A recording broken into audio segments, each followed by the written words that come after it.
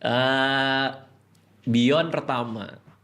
Untung apa rugi? Rugi bos, udah ada hitungannya rugi pasti. Oh iya, ada hitungan maksudnya apa? Lu udah siap rugi? Pasti siap rugi karena sponsor nggak masuk. Gue sampai masukin sponsor gue bang waktu itu. Thank you Ocean.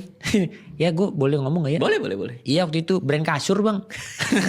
Back activation di PRJ. Terus dia mau activation yang gede kan gue bilang. Kotor gak ada yang masuk nih.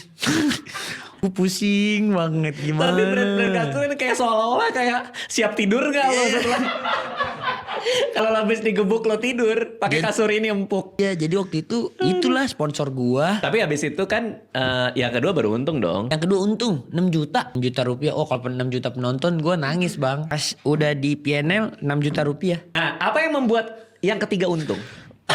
Pelajaran yang lo dapet. Kenapa yang ketiga untung? Jadi di roadmap gua waktu itu bang, ada satu hal yang sebenarnya nggak pernah dilakukan di Asia lah sebenarnya. Jadi itu namanya pay per view model. Oke. Itu adalah funneling jualan. Sebenarnya gua anggap ini gue juga bisa dilihat sebagai IP dan produk digital kan. Karena sebenarnya mostly mau dibandingin segimanapun lebih banyak ditonton di rumah dibanding di offline. Makanya gue pikir dengan PR gue yang sebesar itu menangkap orang sebanyak itu, kenapa gue nggak bikin pay per view? Sebenarnya dari pertama gue udah percaya bahwa gue pasti bisa bikin ini viral. Mau itu acara kelima, tapi gue yakin gue pasti akan belajar dan gue bikin viral. Akhirnya gue udah hitung nih, ini perusahaan udah gak akan jalan nih kalau misalkan kita nggak bisa untung. Akhirnya roadmap gue di tahun ketiga gue tarik ke tahun pertama. Lalu gue buka pay per view, gue jor-joran lah.